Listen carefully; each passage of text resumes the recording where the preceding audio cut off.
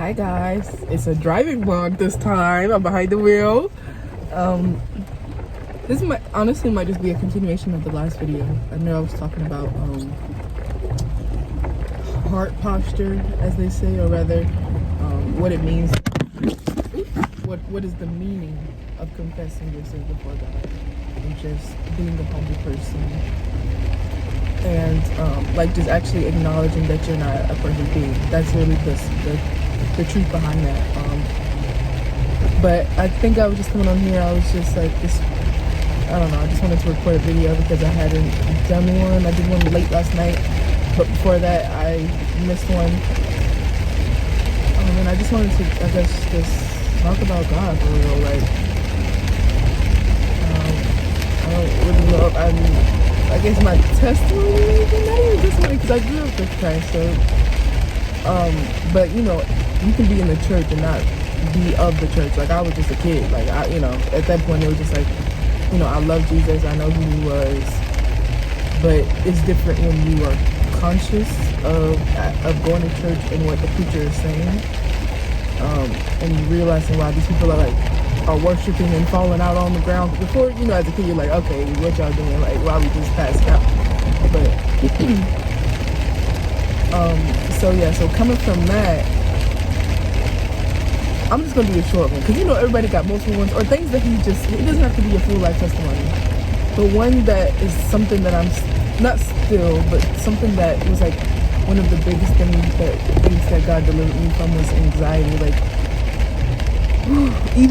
even now, it isn't as bad as how it was, because I'm telling you, I was on the brink of just on the brink. I'm not gonna get too into detail about it, but like, my mind was not a safe place to be, and I just remember not being so scared to go to sleep at night.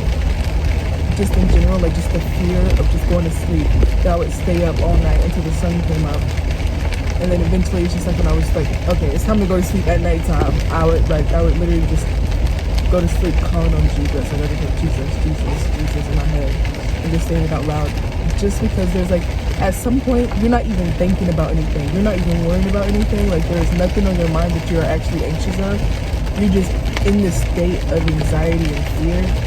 And I just know that when I was there was different meditations, like I would close my eyes and just envision God's love and protection around me, and that really, oh my gosh, that is what really allowed me to feel protected and to be in the hands of God, was envisioning his orb of protection around me, because he said he's a hedge of protection around us.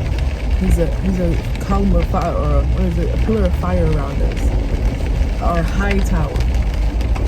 We will soar up on wings, we will be up on wings like eagles and soar, something like that. I can't remember all of it, but he is all these things, my high tower.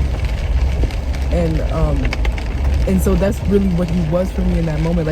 People talk about it, but that was it was so different, and I know that I had to go through it to be able to call on God in a different way and to really just have that connection. How people some things just had to happen. Unfortunately, that was something that built up my character to be able to relate to people about that.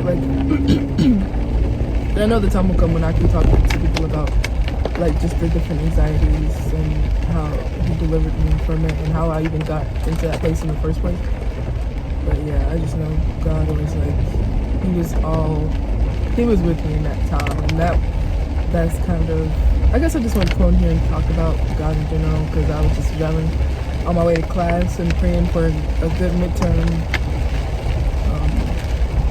and I just wanted to make a video. So I hope you guys have a blessed day.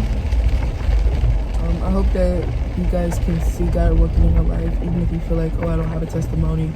Well, testimony is really just a story of something God delivered you from, or how you've seen him work in your life. So it doesn't have to be oh, I was a drug addict, or oh, I came from a struggling poor family, I was on the streets. It doesn't have to be anything drastic in terms of how you grew up. It could be